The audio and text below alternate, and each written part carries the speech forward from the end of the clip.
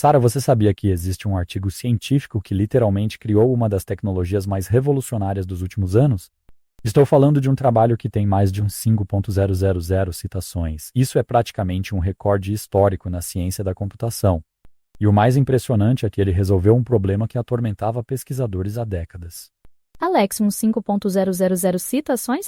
Isso é realmente extraordinário. Mas me conta que problema era esse que parecia impossível de resolver. Imagine que você quer ensinar uma máquina a criar imagens realistas, música ou até mesmo texto. O grande desafio sempre foi como fazer com que a inteligência artificial aprenda a distribuição de probabilidade por trás dos dados complexos. Era como tentar ensinar alguém a pintar um quadro mostrando apenas a tinta final, sem explicar o processo. Entendi. Então, antes desse trabalho revolucionário, como os pesquisadores tentavam resolver essa questão? Qual era o cenário da época? Sara, estamos falando de 2015. Na época, os modelos generativos dominantes eram as redes adversárias generativas, as famosas GANs, e os autoencoders variacionais. Mas esses modelos tinham limitações sérias. As GANs eram notoriamente instáveis durante o treinamento. Era como tentar equilibrar dois assobiações na corda bamba ao mesmo tempo. Já os autoencoders tinham dificuldade para capturar detalhes finos nos dados. E qual era exatamente o problema fundamental que todos esses modelos enfrentavam? O dilema central era conseguir flexibilidade e tratabilidade ao mesmo tempo. Você precisava de modelos suficientemente flexíveis para capturar a complexidade dos dados reais, mas que ainda fossem computacionalmente viáveis para treinar, amostrar e avaliar. Era como tentar criar um carro que fosse ao mesmo tempo superpotente e extremamente econômico. Parecia impossível conciliar essas características.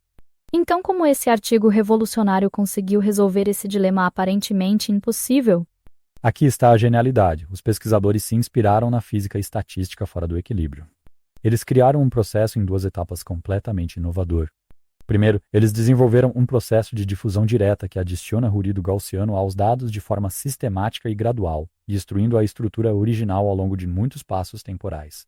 Espera, Alex, você pode explicar isso de forma mais simples? Como funciona exatamente esse processo de adicionar ruído? Claro, imagine que você tem uma foto nítida de um gato. O processo de difusão direta é como adicionar névoa a essa foto, camada por camada, ao longo de 1000 passos. No primeiro passo, você adiciona um pouquinho de névoa, a imagem ainda é reconhecível. No 100º passo, já está bem embaçada. No 1000º passo, você tem apenas ruído puro, como estática de TV. O brilhante é que esse processo é matematicamente bem definido e reversível em teoria. E como eles conseguem reverter esse processo? Como você tira a névoa e recupera o gato original? Essa é a segunda etapa genial. Eles treinam uma rede neural para aprender o processo reverso de difusão. A rede aprende a prever em cada passo qual foi o ruído que foi adicionado. É como ensinar a rede a ser um detetive especializado em remover névoa. Ela olha para uma imagem embaçada e aprende a adivinhar exatamente que tipo de névoa foi adicionada naquele passo específico. Isso é fascinante, mas como exatamente a rede neural consegue aprender isso? Qual é a mecânica por trás? A rede é treinada usando uma função de perda baseada na diferença entre o ruído real que foi adicionado e o ruído que ela previu. Durante o treinamento, você pega dados originais, adiciona ruído por um número aleatório de passos, e então pede para a rede adivinhar que ruído foi adicionado naquele passo específico. É como mostrar para alguém 1000 fotos com diferentes níveis de névoa e ensinar essa pessoa a identificar exatamente quanto de névoa foi adicionado em cada uma. E por que essa abordagem é tão superior aos métodos anteriores? Sara, aqui estão as vantagens revolucionárias. Primeiro, estabilidade de treinamento. Diferente das GANs, que eram como dois adversários brigando, aqui você tem um processo cooperativo e estável. Segundo, qualidade excepcional. Como o processo é gradual, você pode capturar detalhes muito finos. Terceiro, flexibilidade incrível. Você pode facilmente fazer amostragem condicional, interpolação e até mesmo edição de imagens. É como ter uma ferramenta universal para a geração de dados. Você mencionou que o processo tem 1000 passos. Isso não torna tudo muito lento? Excelente pergunta. Sim, inicialmente a geração era lenta porque você precisava executar a rede neural 1000 vezes para gerar uma única amostra. Mas essa demarcação inicial acabou sendo uma vantagem disfarçada, porque permitiu que pesquisadores posteriormente desenvolvessem técnicas de aceleração, como amostragem com menos passos e destilação de modelos. O importante é que a base matemática sólida estava estabelecida. Agora me conte sobre o impacto real. Como essa descoberta mudou o mundo da inteligência artificial? Sara, esse trabalho literalmente criou uma nova categoria de modelos de IA. Hoje, quando você usa o Diary para gerar imagens, o Midjourney ou até mesmo alguns dos recursos mais avançados do ChatGPT, você está usando descendentes diretos dessa tecnologia. Os modelos de difusão se tornaram o padrão ouro para a geração de imagens de alta qualidade. É impressionante pensar que tecnologias que usamos diariamente nasceram desse artigo. Mas o impacto foi além das imagens, não é? Absolutamente. O conceito se expandiu para áudio, agora temos modelos que geram música e fala com qualidade profissional. Para vídeo, podemos criar sequências cinematográficas realistas. E mais recentemente, para texto, alguns dos avanços em modelos de linguagem também incorporam princípios de difusão. É como se esse artigo tivesse aberto uma nova dimensão na inteligência artificial generativa. Alex, qual você diria que foi o insight mais profundo desse trabalho? O que realmente mudou a forma como pensamos sobre geração de dados?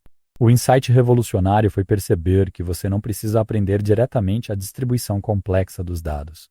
Em vez disso, você pode aprender a reverter um processo de corrupção gradual e controlada. É como aprender a esculpir removendo material em excesso, em vez de tentar criar a escultura do zero. Essa mudança de perspectiva foi fundamental, transformou um problema intratável em algo matematicamente elegante e computacionalmente viável. E qual é o legado duradouro? Como esse trabalho continua influenciando pesquisas hoje? O legado é imenso, Sarah. Primeiro, estabeleceu um novo paradigma teórico baseado em processos estocásticos.